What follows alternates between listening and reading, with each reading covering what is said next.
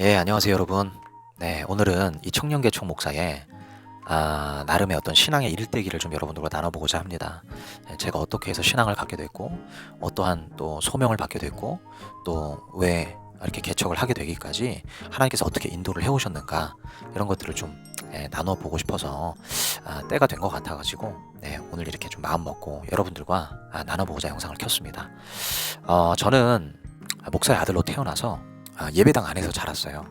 태어나고 보니까 제가 교회를 다니고 있었어요. 저의 의지와 상관없이, 저의 기호와 상관없이 교인이 돼서 신앙생활을 하고 있는. 그래서 어떻게 하다 보니까 중학생이 되고 고등학생이 되면서 나름의 어떤 중요한 교회에서 역할을 좀 감당해야만 하는 그런 부담을 안고 살았던 거죠. 그러나 여전히 저는 날라리 신앙이었습니다. 예배 끝나면 빨리 집에 가서 게임해야지.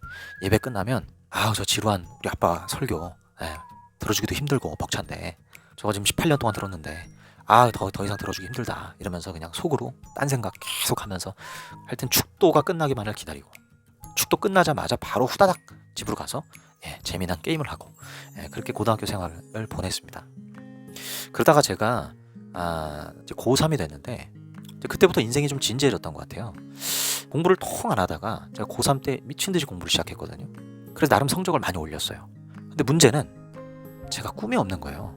그러니까 대학교 들어가려면 전공을 선택을 해야 되잖아요. 근데 전공을 뭘 써야 될지를 도무지 모르겠으니까 남들은 친구들은 막 전공 탁탁 써내는데 자기들의 꿈이 있어가지고 하는데 저는 뭘 해야 될지도 모르겠고 꿈이 없다 보니까 어느 전공을 가야 되는지를 모르겠는 거예요. 그래서 정말 고심 끝에 그래 좋은 아빠가 되자, 취직 잘해서 그래 돈이라도 안정적으로 벌 수 있는 곳으로 가자 해가지고 전자공학과, 그때 당시 전자공학과 들어가면 일단 기본은 한다, 이런 얘기들이 많았기 때문에 선생님의 추천을 받아서 전자공학과를 들어갔습니다. 제가 어쨌든 수학이랑 과학이 좀 그래도 점수가 나왔으니까. 그러고 나서 전자공학과를 들어갔는데 어느 날 저희 아버지가 교회에서 특별 새벽 기도회를 한다, 목회자 자녀가 안 나와서 해야 되겠느냐, 이래가지고 새벽 기도에 필참을 해야 된다, 이렇게 아버지가 말씀하셔서 그래 까짓 거 새벽 기도 한번 나가보자, 그래 진지한 주제를 가지고 하나님 앞에 한번 기도라도 해보자 해가지고 새벽 기도를 나가기 시작한 거예요. 새벽 예배 때마다 이제 기도하는 것을 이제 진지하게 하기 시작한 겁니다. 처음에는 10분 기도하다가 며칠 지나서는 20분 기도하다가 또 며칠 지나서는 30분, 1시간까지 기도를 하게 된 거예요. 하나님 앞에 그 간절함이 생기기 시작하면서 아버지 저 꿈 좀 주세요. 꿈 좀 주세요. 하나님 저 꿈 좀 주세요. 꿈 달라는 기도를 그렇게 많이 했었습니다. 모르겠어요. 그냥 하나님 들어주실 것 같았어요. 그냥 끈질기게 기도하면 하나님 왠지 꿈을 주실 것 같았어요. 그래서 포기하지 않고 매일마다 새벽 4시 반에 일어나가지고 새벽 예배 참석한 뒤에 막 거의 한 1시간가량을 기도를 하고 그리고 학교를 갔었습니다.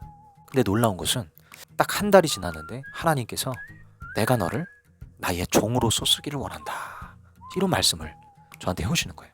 마음에 그 막 엄청난 감동이 막 밀려오는데 이 거부할 수 없는 손길 같은 거였어요. 하나님께서 제 마음 안에 감동을 막 일으키는데 내가 너를 쓰기를 원해, 내가 너를 쓸 거야, 너는 나의 종이 되어서 나를 위해 살아갈 거야, 이렇게 말씀하시는 거예요. 제가 이걸 거부할 수가 없었습니다.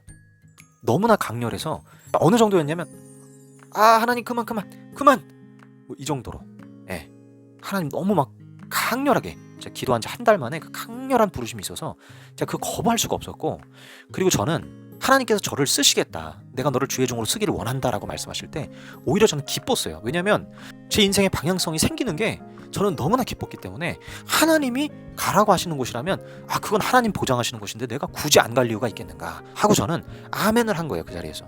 그래서 그날 제가 새벽에 소명을 받고서 얼마나 기뻤는지, 하나님이 나한테 평생 동안 할 일을 주셨구나, 나 이 직업 가져서 이렇게 살면 되겠구나 하는 생각이 드니까 그게 너무 감사한 거죠. 그리고 나서 제가 이제 신학교로 그러면 가야 되니까 신학교 편입을 위해서 이제 준비를 했습니다. 자세한 거는 제가 다 나누기에는 영상이 너무 길어지니까 스킵할 것들은 많이 스킵을 좀 하겠습니다. 그래서 그게 어차저차 해가지고 정말 너무나 많은 간증들이 있어요. 저는 기도하면서 하나님께서 들어주신 응답들이 정말 한두 가지가 아니었기 때문에 제가 제 노트북으로 간증집을 정말 하나 낼 정도였습니다. 기도하면 하나님께서 너무나 많이 이루어주시는 거예요. 말도 안 되는 역사들이 일어나는 거예요. 정말 말도 안 되는 점수가 나오고, 저는요 새벽마다 기도를 했기 때문에 대학교 수업 들을 때마다 맨날 앞자리에서 열심은 있으니까 공부는 해야겠으니까 앞자리는 앉는데 맨날 꾸벅꾸벅 졸았어요. 네, 그냥 3시간 동안 자다 오는 거예요. 그러면 도무지 이 수업이 머리에 들어오질 않아요. 어떻게 하다 보면 그냥 점심시간이 돼 있는 거예요. 그래서 저는 그냥 학교에서 졸다가 끝나는 때가 많았어요. 그런데도 불구하고 시험 기간에 집중해서 제가 독학하듯이 책 펴놓고 강의는 생각이 하나도 안 나니까 제가 독학하듯이 책을 펴고 기도하면서 공부했거든요. 근데 하나님께서 말도 안 되게 기도하면서 공부하니까 하나님 말도 안 되게 이해력과 말도 안 되는 집중력을 주시는 거예요. 그래서 점수가 정말 기가 막히게 나왔어요. 이 기가 막힌 점수라는 거는 제 실력보다 훨씬 과하게 점수가 나왔다는 거죠. 제가 노력을 안 했다라는 게 아닙니다. 여러분, 노력을 진짜 불이 나게 했어요. 근데 안 되잖아요. 사람이 머리가 딱 소프트웨어가 제가 딸려서 노력을 해도 안 되는 거예요. 그런데 기도하니까 하나님이 뚫어주시는 거예요. 정말 이해가 이상하게 잘 되는 거예요. 그래서 결국엔 점수를 너무 기가 막히게 잘 맞았어요. 그래서 그것이 기반이 돼서 제가 장로신학대학교 편입을 성공하게 된 겁니다. 장신대를 갔습니다. 저는 신학교에 대한 그때 당시 환상이 있어가지고 장신대 딱 가면 학생들이 전부 다 완전히 홀리 성령 충만 막 기적이 나타나고 막 그냥 기도 응답이 막 끊이지 않고 간증들이 넘치는 홀리한 사람들 투성인 줄 알았는데 웬걸 그냥 일반 청년들이 있는 것 같았어요. 뭐 특별할 게 없는 거예요.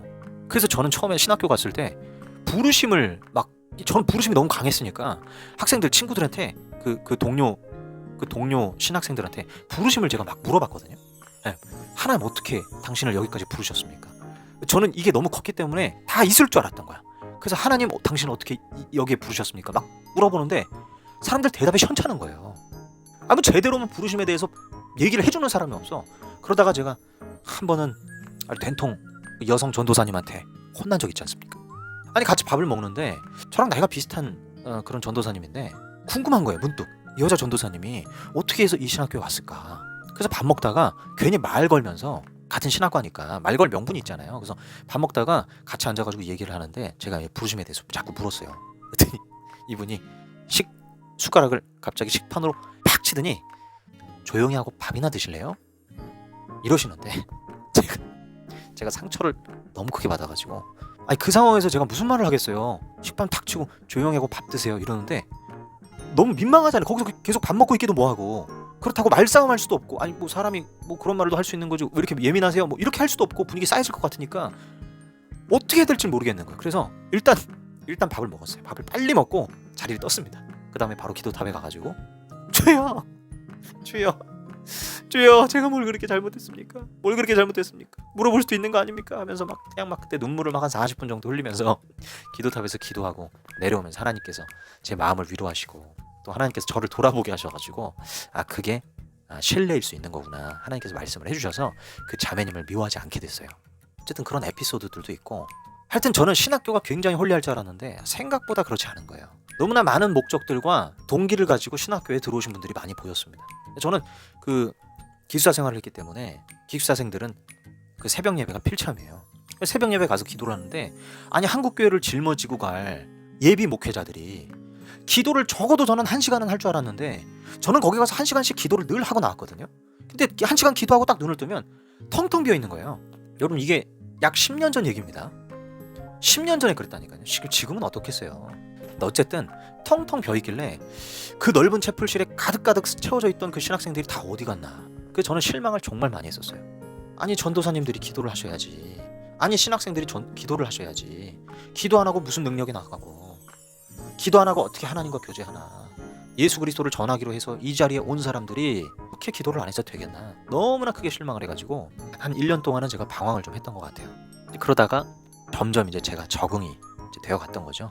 그러니까 제가 아주 날이 서 있었다면 이제 조금씩 깎여가기 시작했던 거예요. 이제 그런 어떤 신학생들의 각자의 상황들을 이해하게 되고 내가 생각한 것처럼 신학교가 그렇게 홀리한 곳은 아니구나. 이 현실을 제가 이제 알게 된 거죠.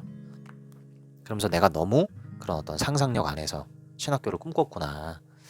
현실은 그렇지 않구나 라고 생각하게 되면서 이제 모든 기준들을 내려놓게 되고 근데 저 나름대로는 계속해서 기도와 또 말씀 묵상을 계속해서 해왔습니다. 하나님과의 교제를 끊이지 않고 저는 신대원 졸업할 때까지 그렇게 해왔죠. 그래서 그렇게 제가 5년간의 신학교 생활을 마치게 된 거예요. 제가 처음에 갔던 사역지가요 안산에 있는 교회였는데 저희 아버지 친구 목사님께서 하시는 그 교회에 제가 아동부 교육전도사로 들어갔습니다. 결론적으로 말씀드리면 저는 거기서 3년을 있었거든요. 3년 동안 너무나 행복했어요. 왜냐면 제가 가장 뜨끈뜨끈한 시기이기도 했고, 그 교회는요, 담임 목사님의 목회 철학이 워낙 기도 중심이고 성령 중심이셔서 성도들 막 작정 기도 시키시고 하는 그런 교회였어요. 목사님도 기도를 많이 한다고 소문나신 목사님이셔서 교회 자체가, 그 토양 자체가 뜨끈뜨끈했습니다. 약간은 오순절교 같은 그런 교회였어요. 네, 성령의 은사, 그리고 능력, 방언, 이런 것들이 좀 많이 나타나는. 저는 거기서 이렇게 사역하는 게 너무 즐거웠거든요. 왜냐면 성도님들이 밭이 너무 좋아요. 그냥 말씀 전하면 다 눈이 초롱초롱해가지고 하나님 말씀을 진짜 진지하게 받는 거예요. 그래서 아멘 아멘 하고 막 그 예배 끝나면 막 질문들이 막 엄청 많으시고, 그러니까 하나님에 대한 열망들이 너무 크시니까, 이런 표현 써서 제가 죄송하지만 정말 사역할 맛이 나더라고요. 네. 저는 3년 동안 너무나 행복한 그 사역을 했었어요. 담임 목사님께서 저에게 청년부 설교도 하라 그래가지고 이제 청년부 설교를 한 2주에 한 번이었던가 3주에 한 번이었던가 청년부 설교를 제가 하게 됐거든요. 그리고 수요예배 설교도 하고, 그러니까 어른들에게도 설교하고 청년들에게도 설교하고 아동들에게도 설교하고, 하여튼 그 교회는 뜨끈뜨끈해서 막 특별 새벽 기도회 한다 그러면 거의 전 교인이 나와가지고 기도했던. 그리고 여러분, 제가 거기서 금요 철야 때 이제 찬양 인도를 하는데 담임 목사님께서 저한테 갑자기 금요 철야를 우리가 이제 한 2시간, 1시간 반에 2시간 정도를 드리는데 너가 찬양 인도를 해라. 그래서 제가 찬양 인도를 기껏해 한 20분 정도 30분 정도 하면 되겠습니까? 라고 목사님께 물었더니 아니다, 1시간 반을 찬양 인도를 해라. 그래가지고 예? 1시간 반이요? 그럼 목사님 설교는 언제 하십니까? 그랬더니 설교는 짧게 할 거다. 한 10분 정도로 그냥 설교를 짧게 끝내고 나머지는 다 찬양 인도로 그냥 가겠다는 거예요. 그러니까 찬양 인도, 기도 인도 이런 거를 저한테 다 시키신 거죠. 담임 목사님이 기도 인도를 하셨었는지 정확하게 기억은 안 납니다만, 어쨌든 제가 약 1시간 20분 정도를 찬양 인도를 했었어야 돼요. 진짜. 그래서 아니 무슨 금요 철야가 이렇게 찬양이기나. 근데 이제 하라고 하니까 어쨌든 찬양을 막 10곡 가까이 준비해가지고 기타 혼자 들고 반주자 세워가지고 싱어 세워가지고 막 했어요. 어쨌든 찬양만 계속 하면 안 되니까 중간중간에 멘트도 넣고 하나님의 말씀도 제가 잠깐 나누고 묵상했던 것들, 뭐 간증 있는 것들 이런 것도 막 같이 섞어가지고 막 그렇게 막 찬양 인도를 했는데 성도님들이 너무 좋아하시는 거예요. 그래서 막 금요 철야가 끝나면 성도님들이 막 춤을 추시면서 전도사님 할렐루야, 전도사님 은혜 받았어요 이러시면서 막 그런 분들이 너무 많아가지고, 아니 좀 당황스럽긴 했습니다. 예, 뭐 목사님도 계신데 제가 또 그러면 안 되니까. 근데 한편으로는 이렇게 찬양을 많이 하면서 또 메시지를 중간중간에 섞고 하는 이런 어떤 집회 형식의 예배가 또 굉장히 은혜스럽구나라는 걸 제가 그때 좀 느꼈거든요. 저도 차후에 저희 교회에서 한번 꼭 이런 집회들을 좀 해보고 싶은 마음이 있는데, 어쨌든 그 성도님들이 초롱초롱했어요. 그냥 갈급함이 막 느껴졌어요. 목마름이 막 느껴졌어요. 그래서 그냥 앞에서만 잘만 이끌어주면 쫙쫙 빨아들이는 것 같은 거예요. 그래서 그때도 정말 행복하게 사역을 했어요. 여하튼 뜨거웠습니다. 그래서 정말 약간 순복음교회 마냥 그런 교회를 제가 첫 교회를 경험한 것입니다. 자, 그리고 나서 두 번째 교회를 가게 됐는데, 이 교회는 이 제가 첫 교회랑 제가 첫 번째 몸담았던 교회랑 너무나 다른, 완전히 빼빼 말라있는, 쉽게 말해서 유대교를 제가 간 겁니다.